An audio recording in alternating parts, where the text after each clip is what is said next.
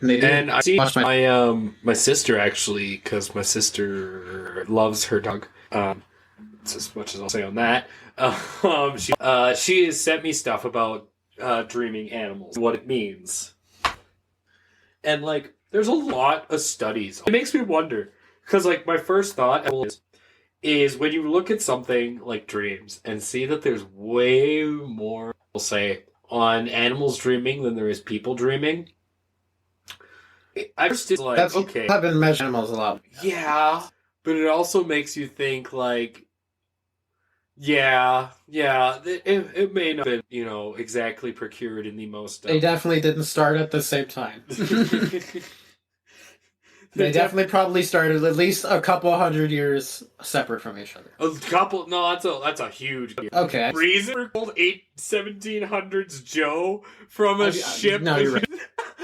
That's Caesar dudes. That's like mad scientist level. I'm going to. We don't even, and I literally feel like things that we already do learn about the brain and things you're capable of doing is like I feel like. But we don't. We don't learn anything, especially as kids. Like, I can. Well, I mean, like what we already learn, like. I mean, everything you learn either you're self-taught, or it's because you're taking that exact field. Because they don't teach you anything about the brain. Well, this is where like you can also take that level where religion kind of comes in, where some religions do teach you learning to explore dreams a bit more as a sense. Yes, but the two religions sometimes that might give you a bit of a. The two, at least the ones that I know well, I'm speak, but I do know. I know very Native American thing. I do know Kabbalah and the power and magic of moving energy. Sand color. Native Americans, but they're very and you're stable economically.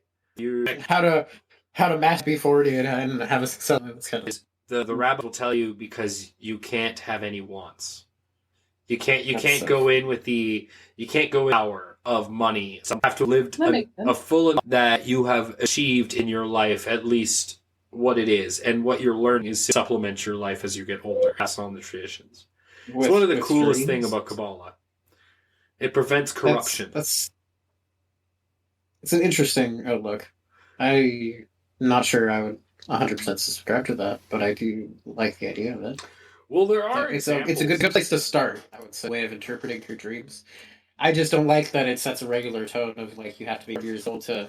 Until you're then, you have to suffer through your dreams and not understand how to explore that. Well, you can go to a rabbi and tell them about your dreams, and they will let you know. I guess.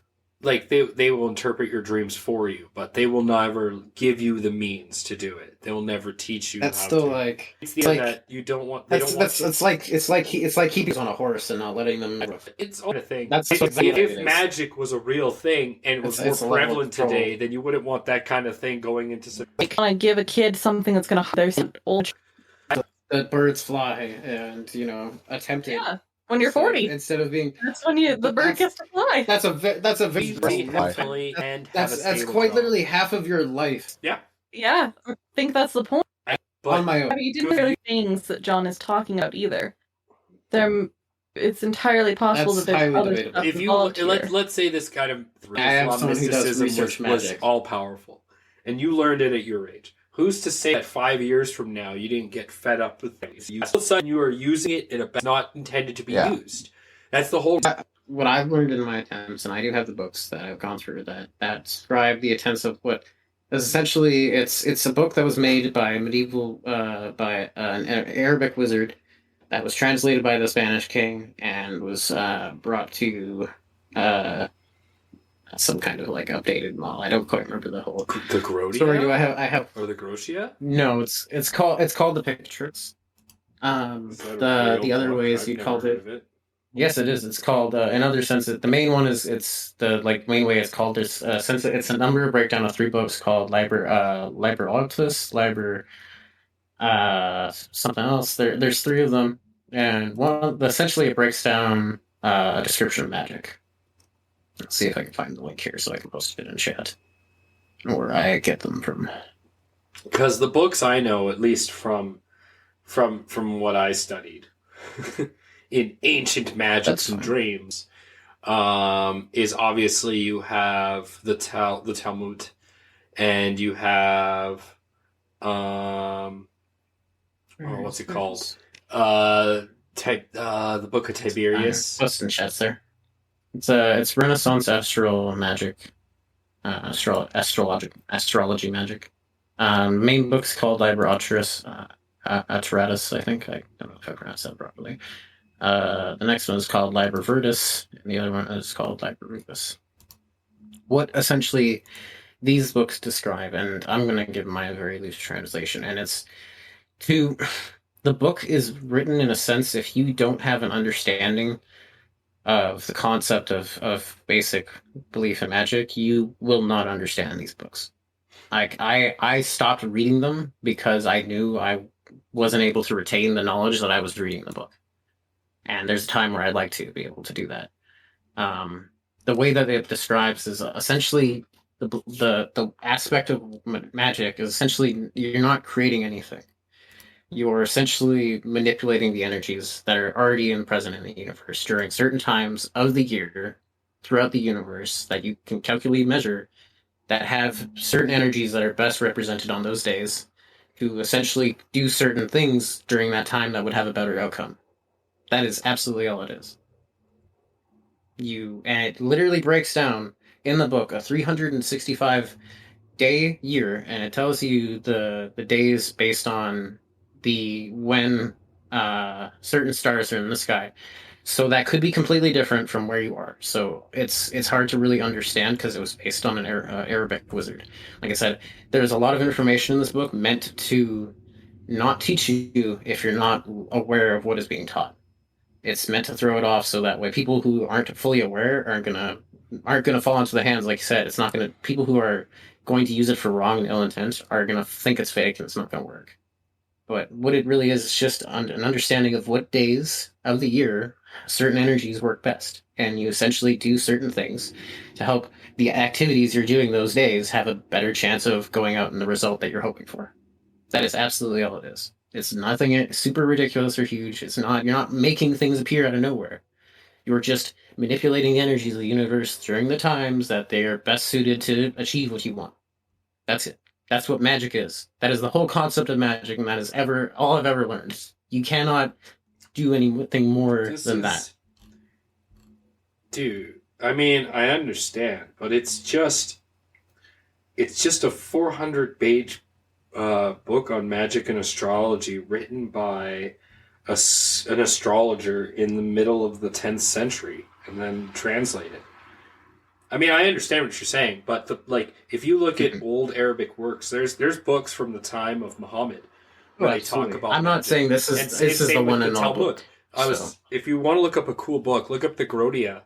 GRO. I'm still learning about it, so don't take me as the. No. I hear I did look up that one. You told me about that. The Grotia, yeah, and that's an old book from Roman times. There's also the Lesser Key of Solomon. That's more recent, but you can look up.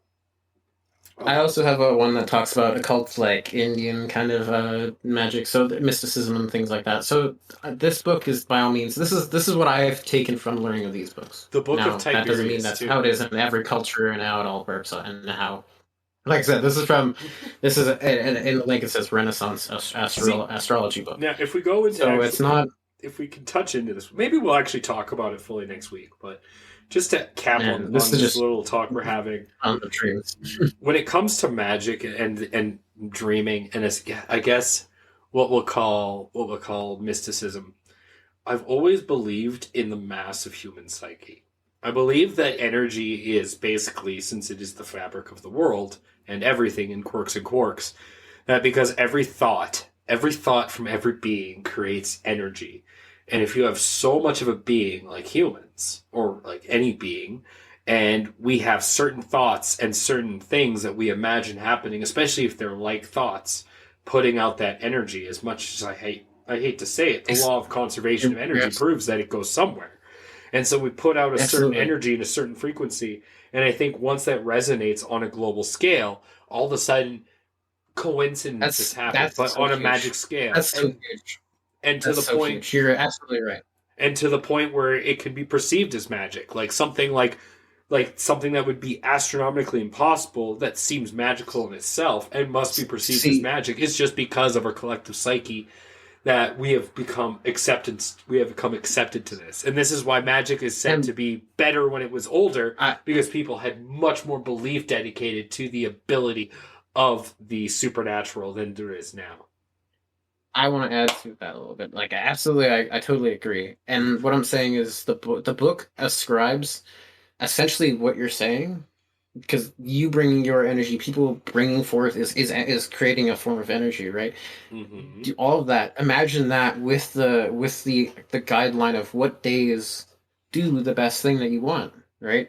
Imagine having these collective of people trying to do all these things, right? And that's how you get covens, or you get mass ritual prayers. That's why church is so huge. You're putting all this energy forth. It is a very real change of effects of energy, of wave and vibration that are happening at people. You know, there's a very tangible effect of what happens when everyone puts their mind together and achieves the same kind of thought. It does have huge effects in church, in the wilds. You have covens and in cults. It's very, very true, and it's very it's very prominent. And the idea of what I'm explaining, these books explain essentially what days are best for that. And it does have good and bad days. So the idea in it is just you have to. It's meant so that way people can't use it in that sense. So that way people who are responsible and have that knowledge are using it properly. Because what you put into the one big concept and rule of magic is what you put into it comes back to you threefold. So if you do something negative, you're going to get hit back with something even more negative. It's that aspect of karma, right? Oh, I'm never gonna unsee that. Yeah. No, you're right. You're right. Sorry, a comment just killed me because it's so true. I never realized that we were just evolution of a beards and a lady. It's so damn true. Oh, I'm never gonna unsee that now. Oh God. That's great. You're the beards and the lady. Sorry, Thank God there's no beard on my neck. Thank God I have no neck beard. Oh, that's. I've been trying so hard for so long. I'm disappointed in myself, quite frankly. All right, keep it. You know what? You should the lady have and the the thickest beard of us all, Sarah. You should have the thickest beard of us all. That's gonna be one of our break those gender biases. We're gonna start. Yeah, it's gonna be one of our T-shirt arts that we're working on. It's gonna be a lady with four of us all with different beards, being the lady and the beards, all stacked on top of each other, dancing. Perfect. All right, let's end this. Let's end this topic on a question that I posed. Is the question? Is the topic. One of the most famous and infamous psychologists of not our time, but of the before time, Mr. Freud posed. Which before time? Posed many a year ago, many a decade, almost a century ago. Are dreams or reality? Was his exact question. And his backup to that was, we live more of our true selves in dreams. Does that make it more real? Basing it on the idea of, obviously, one of my favorite philosophers, Descartes, that your thoughts are truly the only thing that you know to be true. So based on this, when you live in a dream realm, or when you go to dreams or dream, supposedly, you are actually in the most truest reality that you could possibly perceive, for which you have the most control. And I like to say Insaniac's answer is yes. Insaniac's answer. I got. Yeah, that makes sense. What about down south of the border here? Yes. Oh my God.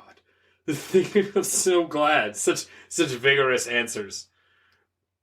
I'm saying this because I actually heard what you said and processed it. I'm saying yes because I'm actually saying yes. For a reason. Not just because it's yes, because I also agree. Sarah and Jeremy, you also agree with this assumption by Mr. Freud? Say it one more time. Or reality. So Freud I famously said, dreams are or reality.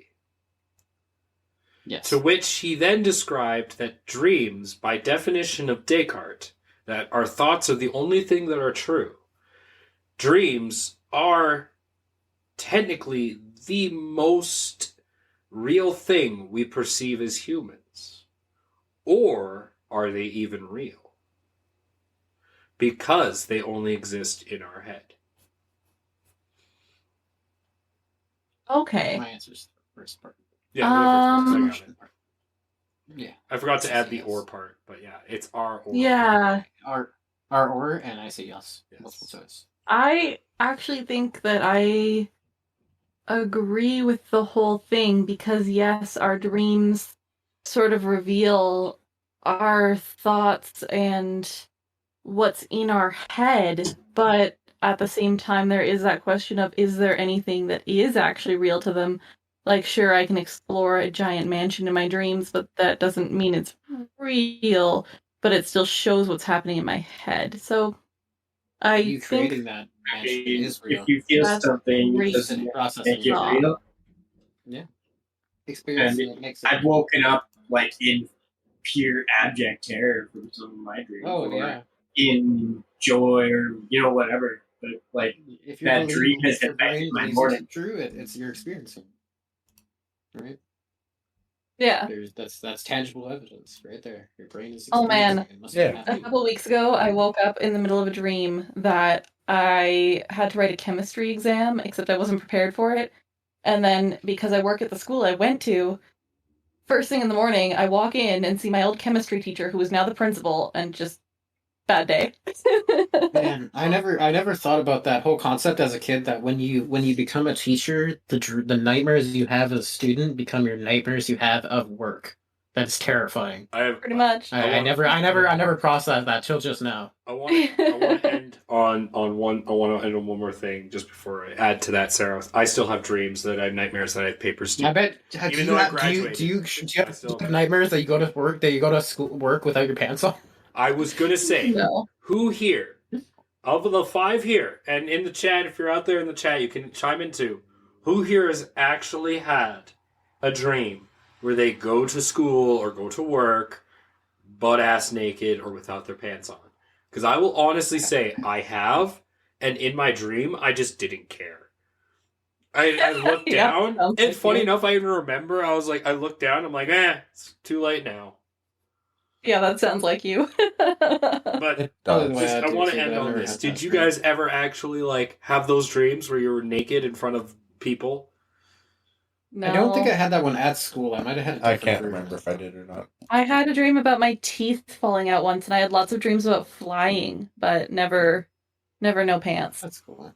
Toothless Sarah. Yeah, I've had lots of the flying. Yeah. Why can I see It's that? Apparently a fairly common one for stress is that you dream about your teeth falling out. For some reason, So I can just had it see one without time. teeth, and it is horrifying. Great, thanks. weird. I appreciate that you It got is, your yeah. envisioning right Why? now. Anyway. Are you happy?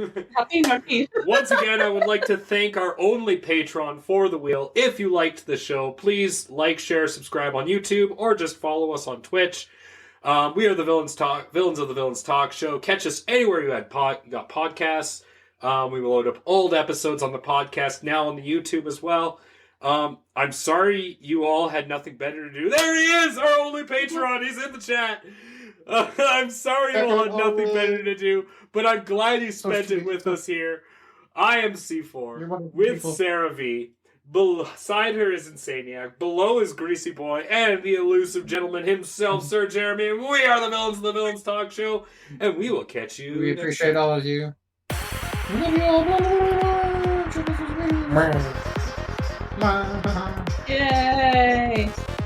Wow. And become a video if you feel like supporting.